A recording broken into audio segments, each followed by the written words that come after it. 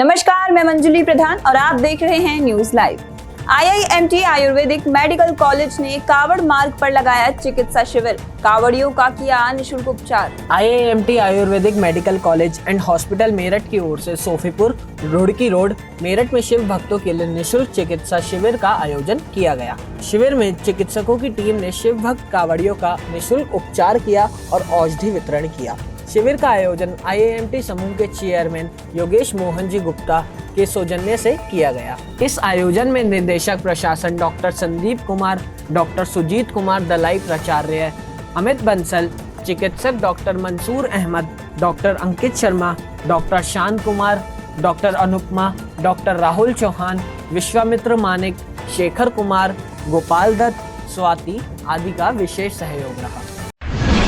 DM SSP ने किया कावड़ मार्गों का निरीक्षण, कावड़ियों और सेवा शिविर संचालकों से ली जानकारी।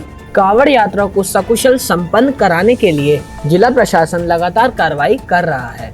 इसी क्रम में जिला अधिकारी डॉक्टर VK सिंह एवं SSP विपिन टाडा ने गंग नहर पटरी कावड़ मार्ग पर भोला की झाल का स्थलीय निरीक्षण किया। इस दौरान जिला अधिकारी ने सुरक्षा व्यवस्था, साफ सफाई, प्रकाश व्यवस्था, बैरिकेडिंग, रूट डायवर्जन आदि व्यवस्थाओं का जायजा लिया। इसके साथ ही कावड़ियों से वार्ता कर व्यवस्थाओं के बारे में जानकारी ली।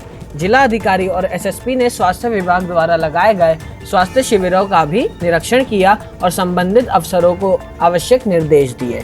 जिला अधिकारी ने कावड़ सेवा शिविर संचालकों से संवाद कर व्यवस्थाओं को देखा और कंट्रोल रूम का निरीक्षण किया। इस दौरान CDO नुपुर गोयल, अपर जिला अधिकारी प्रशासन सत्य प्रकाश सिंह, SP देहात राकेश कुमार मिश्रा, SDM सरधना दीक्षा जोशी आदि उपस्थित रहे। देखिए, ये सलावा अपर गंगन किनाल का ये कांवड़ मार्ग है जो कि हम लोग अभी भोला झाल पे, मैं कप्तान साहब, CDO और यहाँ समस्त अधिकारी हैं। हम लोगों ने सिर्फ भक्तों से, कांवड़ियों से बात की है, उनकी व्यवस्था कैसी लगी, कोई दिक्कत तो नहीं है। सब लोगों ने व्यवस्था को सराहा है और कहा है कि साफ सफाई की व्यवस्था, शांति व्यवस्था की व्यवस्था, पुलिस की ड्यूटी, सारे अधिकारी मुस्तैद हैं और प्रकाश व्यवस्था भी बहुत अच्छी की गई है। और जो कांवड़ के शिविर वाले लोग हैं वो भी बहुत अच्छी सेवा हमारे कांवड़ की वो कर रहे हैं। तो हम लोग से ईश्वर से यही कामना है कि हमारे जनपद के सीमा से सुरक्षित सकुशल जो है अपने गंतव्य की ओर पहुँचे, उसी के लिए हम लोग बराबर निरंतर प्रयास कर रहे हैं। आज यहाँ पर मैं और जिलाधिकारी महोदय आए हैं कांवड़ संबंधित सारी व्यवस्था को देखने के लिए, जिसमें कि मेरे द्वारा यहाँ पर पुलिस की तैनाती की जांच की गई। साथ ही जो यहाँ पर बैरियर लगे हैं, ट्रैफिक डाइवर्जन व्यवस्था है, जो यहाँ पर भोला जाल पर कंट्रोल रूम हमने बनाया है CCTV के पर्यवेक्षण के लिए, उन सब की समीक्षा की गई और अधिकारियों से आवश्यक दिशा निर्देश दिए गए हैं।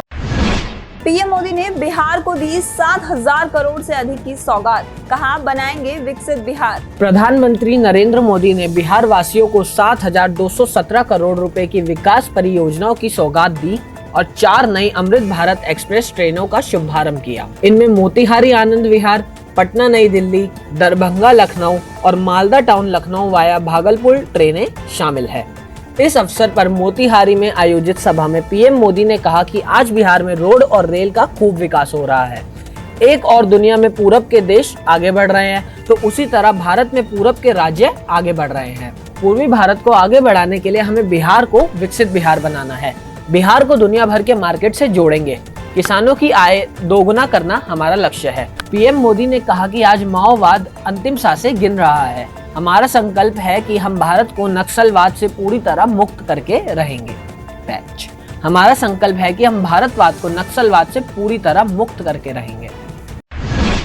राजद सुप्रीमो लालू यादव को सुप्रीम कोर्ट से झटका, लोअर कोर्ट की कार्रवाई पर रोक लगाने से इनकार। जमीन के बदले नौकरी मामले में सुप्रीम कोर्ट से राजद सुप्रीमो लालू प्रसाद यादव को झटका लगा है। सुप्रीम कोर्ट ने लालू प्रसाद यादव के खिलाफ निचली अदालत की कार्यवाही पर रोक लगाने से इनकार कर दिया है।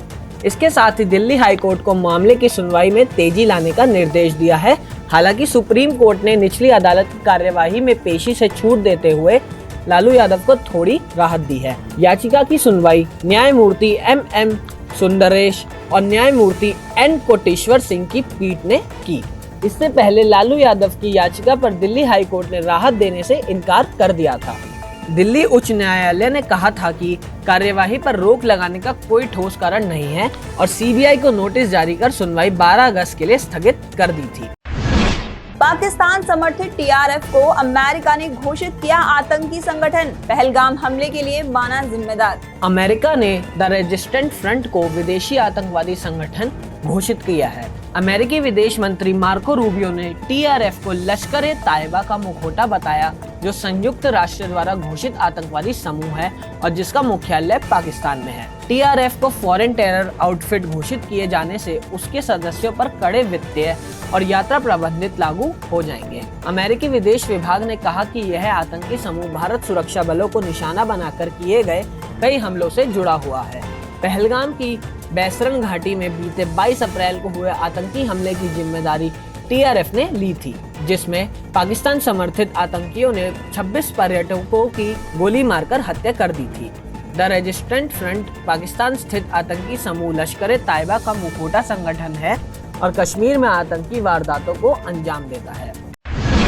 अमेरिकी राष्ट्रपति ट्रंप नहीं जाएंगे पाकिस्तान, व्हाइट हाउस ने खोली पाकिस्तानी मीडिया की पोल। अमेरिकी राष्ट्रपति डोनाल्ड ट्रंप के पाकिस्तान दौरे के पाकिस्तानी मीडिया के दावे को व्हाइट हाउस ने खारिज कर दिया है। व्हाइट हाउस ने कहा कि राष्ट्रपति ट्रंप की फिलहाल पाकिस्तान यात्रा की कोई योजना नहीं है। इससे पहले पाकिस्तानी मीडिया में दिन भर सूत्रों के हवाले से खबर चलती रही कि राष्ट्रपति ट्रंप सितंबर में पाकिस्तान का दौरा कर सकते हैं। इसके साथ ही यह भी कहा गया कि पाकिस्तान के बाद अमेरिकी राष्ट्रपति भारत भी जाएंगे। हालांकि बाद में कई पाकिस्तानी न्यूज चैनल्स ने अपनी रिपोर्ट्स वापस ले ली। वहीं पाकिस्तानी विदेश कार्यालय के प्रवक्ता शफकत अली खान ने इन खबरों पर अपनी प्रतिक्रिया देते हुए कहा कि हमें इस बारे में कोई जानकारी नहीं है। इससे पहले तत्कालीन अमेरिकी राष्ट्रपति जॉर्ज डब्ल्यू बुश ने 2006 में पाकिस्तान का दौरा किया था।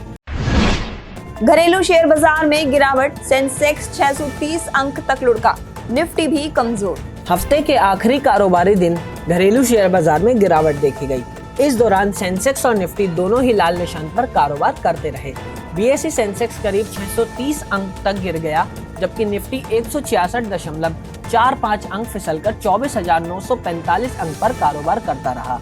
सेंसेक्स में शामिल शेयरों में एक्सिस बैंक, भारतीय Airtel, Kotak Mahindra bank, eternal और सन फार्मा लाल निशान में खुले।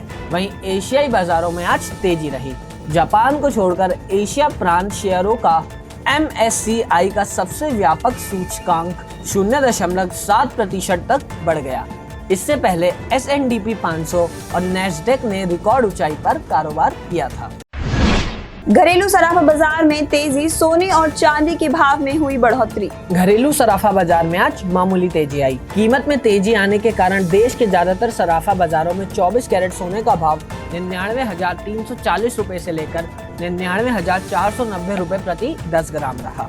दूसरी ओर चांदी का भाव 1,13,900 रुपए प्रति किलोग्राम रहा। वहीं आधिकारिक वेबसाइट iWizRates.com के अनुसार 999 शुद्धता के सोने का भाव 97,828 रुपए प्रति 10 ग्राम और 995 शुद्धता के सोने का रेट 97,436 रुपए प्रति 10 ग्राम दर्ज किया गया। इसके साथ ही 999 शुद्धता की चांदी का भाव 1,12,300 रुपए प्रति किलोग्राम रिकॉर्ड किया गया।